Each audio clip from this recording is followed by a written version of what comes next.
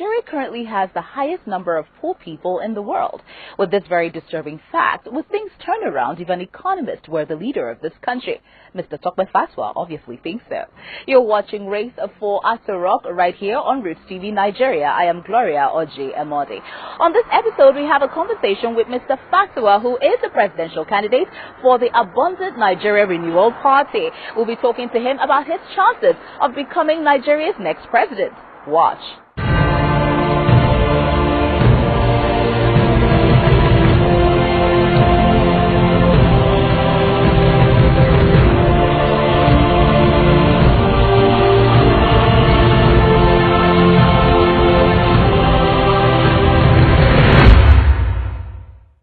Tokwe Kolade Fasiwa, born September 11, 1971, is a Nigerian businessman, economist and writer.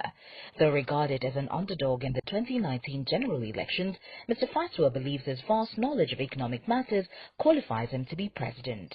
Welcome, Mr. Fasiwa. Thank you very much, and it's great to be here. Thank you so much. Okay, let's start with the basics. Why are you running for presidency, and what are your plans for Nigeria? I'm actually one of the few, if not the only, economist contesting for that position right now. We have a dearth of economics, at that level in this country. The current regime has no economists there. And however, the thing is not about who gets a degree in economics. It's about the way you think. But you'll be aided if you have studied economics in thinking in that way. We economists are wired to think in a very eclectic manner, to be very versatile. Okay. Because you can't actually be a good economist except you understand a bit of sociology, psychology, and all of that. Okay, so that's interesting. Another very prominent problem in Nigeria is security. You're an economist. What kind of experience do you bring into handling the security issues we have in this country? I think the real issue then becomes, again, back to the way we think as economists, and so what that means is that in solving the security problem, the approach of an economist will say, what exactly is going on? Right? We're not going to, an economist will not rush to go and buy weapons like these guys do, no. Because the problem is not just about weaponry. And, as we see here, a couple of months back, the president of this country went to the U.S. and he gave Donald Trump, he gave them about $500 million in advance for 2 years for the supplies to Kano aircraft. And the thing was it's such that if they decide not to supply, well, there's nothing they can do, because we actually have no capacity to even defend ourselves as we speak. And that is not good enough. So an economist will be thinking, okay, what else could be responsible for that? What are the remote and near causes? For example, we've got a problem with unemployment. And when your youth are unemployed, the devil will find jobs for them, and that's what's going on. So I believe that one of the key ways of solving this problem is mass employment, even in that security sector. Fasiwa was born and raised in Lagos. For his secondary school education, he attended Army Comprehensive High School in his hometown Akure in 1985, before he went further to study economics in Ondo State University. Fasiwa attended London Metropolitan University to gain master's degree in financial markets and derivatives in 2006. Harvard Business School, University of Groningen, Lone Star Academy, Texas are some of the academic institutions where Fasiwa has attended for executive programs. Currently, he is a fellow academic with his PhD in Public Policy and Administration in view at Walden University. This election feels like it's basically between the two main contenders, the president, the incumbent president. I don't know why people think so. And well, this is what most people think. That bringing to my question. You're not most people. I'm so not. You're an opinion leader, you're an influencer, exactly, but we need to put this idea out. That is why I am having a conversation with you. I'm one of the few who want to talk to people like you and show Nigerians other options beyond, what they are looking at. So, back to my question. This election feels like it's just between the incumbent and the former VP, Atiku Abubakar. What are your chances of A, winning, and B, making a significant impact in the electoral process in 2019? Amazing. Yeah, the first what are your chances? I've done quite a number of interviews. You're the first person who would actually ask the second question. Unfortunately, some Nigerians are thinking of the status quo and the status quo ante, right? So some Nigerians are thinking the best they can have is to keep repeating this process or to go back to the process that created this current process. And what Nigeria does need now is a total cleanup of the entire shebang. What we need right now is a total departure from that which we've known. According to Einstein, you don't solve a problem of tomorrow by using the same materials, the same tools, the same people who created the problem and the crisis. So I disagree with them. We don't need the status quo. We don't need the status quo ante.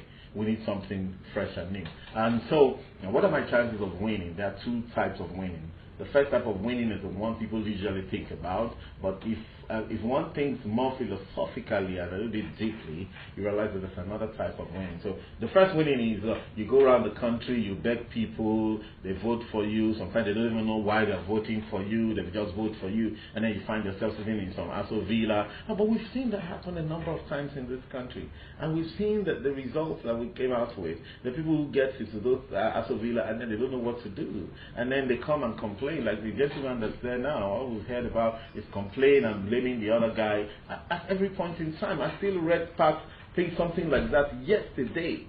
Just yesterday, and this is about 4 years into your regime, and you're still blaming the guy that came before, they did not do this. Come on. So that means that we now need to begin to think about a different kind of winning, and that is in terms of impact. You get into political office because you want to make a positive impact on your people, right? That's what you do. If you want to be a senator, if you want to represent them well, you'll be a fraud. And of course, I know that we have a lot of frauds in the system. You'll be a fraud if you get in there and then you don't make that positive impact and it's all about you, right? So for me, if you can make that impact, even before you get into that position, of office, right, then you better make that impact. And that makes it very imperative for people like us to get involved immediately. We can't wait till the 2023. Interesting. Now, to break all of this down, are you saying that you don't really think you're going to become the president of this country come 2019? However, you believe, however, you believe that in running you're able to change some people's minds about certain conversations. No, we're not changing. We're talking about changing Nigeria. We're talking about changing people's minds. If I became president, I'll be thinking of changing Nigeria immediately. But if I'm running as a candidate and I'm changing Nigeria, it's the same thing. On the 16th of December 2016, Dr. Fasua led a group of Nigerians to form a political party, Abundant Nigeria Renewal Party, ANRP. And on the 14th of December 2017, the party was finally announced a registered political party by INEC. ANRP under him has grown its membership base to about 53,000, as reported on the website on July 12, 2018. So let's talk about, the election as it is right now, because I'm thinking to myself, crowdfunding, personal concerned citizens donations, using social media to campaign for funds. That's how you intend to, run. I mean, come on. I mean, some people say elections are expensive all across the world, not just Nigeria. So how are you even going to make that impact when you don't have that kind of money to even, get attention? We tried to, we piloted the idea of crowdfunding a while back. Our party, ANRP, Abundant Nigeria Renewal Party, is actually the first party to actually put it right in the center and say, look, we're going to crowdfund this. But of course, you learn some quick lessons, right? A lot of Nigerians who joined us at that time were people who were disenchanted with the system. Most of them were really in financial distress. So if you tell them, bring 1 naira, oh my God, in fact, many of them come back to tell you, listen, I was in APDP before, and we're not asked to pay anything. You can see that those same parties were the ones that broke the system, and it's deliberate. So you create dependence out of our people. You reduce them to the level of slaves. When you give them 1,000 naira, 2,000 naira, they must get the next 4 years for you. It's deliberate. So there's a need for a pushback, So how do we fund it? Yes, I mean, of course, you still have to reach out to your friends and family, whatever you can get. But hey, for me, I wouldn't have got involved in this race if I knew I didn't have enough to get me up to a certain level of impact. You're here today maybe because you've heard about me somewhere or seen me somewhere.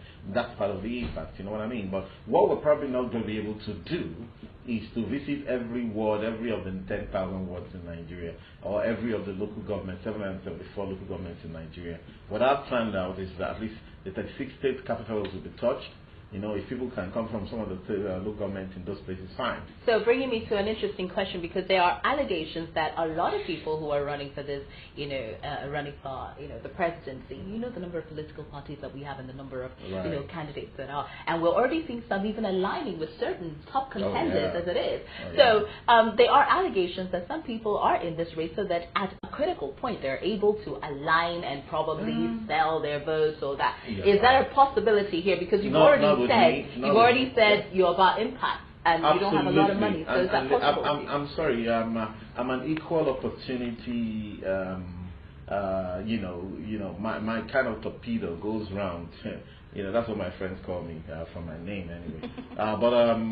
So I'll be there. My campaign is not it's about excoriating people, but on issues where I can slam a Buhari, I slam him. When I can slam an Atiku, I slam him. We're not for sale, but we're for impact.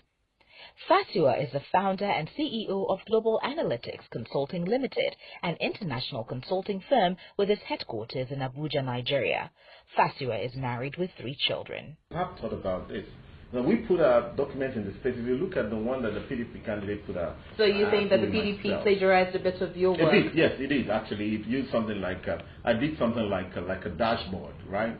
Which I compared what I would do with what Buhari is doing now, and I think we also did some sort of thing, but he didn't quite get it right, So we can't even, but again, he also is talking about 50 million. Now, I can actually say he plagiarized because I did it first, even though I didn't put the copyright on it. He's talking about taking 50 million people out of poverty, 15% growth rate of the economy, bang on from mine, but of course, nobody has monopoly of ideas, but he couldn't explain it. In talking about 15% growth, he's also talking about low inflation. No, you can't achieve a double-digit growth at that level with single-digit inflation. It won't work. So if there's massive growth in this economy and everybody has business to do, right, and everybody's so busy and making money and the economy is growing and you can see the development on the streets and there are cranes everywhere, buildings are being built and so on. Certainly there's going to be a double-digit inflation. So what I always tell people is, from my position as an economist, we should pursue growth at the expense of inflation. All right, it's better we're growing and inflation is in the double digit, maybe 15%, and interest rate may still remain high at 20% or something, but you are growing. What we have right now is 1.5% growth in inflation, right? I mean, in the economy, in GDP, 1.5% growth. Inflation at double digits at 11.24% or more. Especially food inflation is much higher at about 15%. And then interest rates in the banks is in about 30%. That's a recipe for disaster, and that's why we're in this disaster today. So what we need to do is to ramp up on growth, and that's where we are. The president's policy document is at the next level. Atiku's policy document is let's make Nigeria work again. We've got Moghalu saying it is time, and Ezekwesili says fight for Nigeria. What's yours called? Revolution of ideas. Revolution. It's a revolution. That's what I'm about. I think maybe you can read it somewhere there or the other. But it's about revolution of ideas. See, I realize what we need. Actually, what we need is a revolution in Nigeria. Between me and you, what this country needs is a revolution. If we're lucky, let's keep it bloodless, right? We keep it bloodless. Let's torpedo them with our ideas, and that's why we're here. The reason why Atiku and Buhari are bringing out documents of their own is because we put them on the spot. We made it into an idea thing this time around. I put my manifesto has been out since 6 months ago or more, and it's detailed. Where can people find that? Oh, it's right there on my website. It's everywhere. I could actually send it to you on WhatsApp. Tell us your website.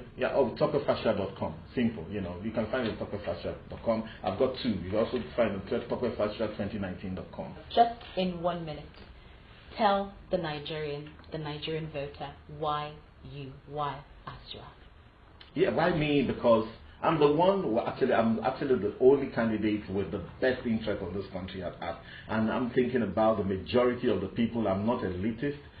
I'm the one that has thought about this country's issues more than any. I've written about it, I've talked about it, I'm taking it forward, I know where this country should be going. They should listen to the vision that I'm espousing. And it is that vision, the vision of a better life, improved dignity for the people of this country. And that's what we're saying. They should listen very carefully to everything I've said. They should try and do their research and see that I'm the one that will take this country to the next level. I thank them for doing that. Thank you so much, Mr. Castro, for taking our time to talk to us. This was awesome. Dr. Fasua is also a prolific writer, having authored several books including Things to Do Before Your Career Disappears and A Change Will Come. Fasua has authored numerous columns in newspapers and, according to him, has written more than 1,000 articles. Nigeria obviously has a lot of problems, but having listened to Mr. Fasua, do you agree that an economist will do better in handling the affairs of this country? What are your thoughts about his policy document, Revolution of Ideas? Share your thoughts with us on the comment section of this video or via our social media platforms. You've been watching Race for Atarok here on Roots TV Nigeria. Go ahead and subscribe to our YouTube page or visit our website, www.rootstv.ng. On behalf of my camera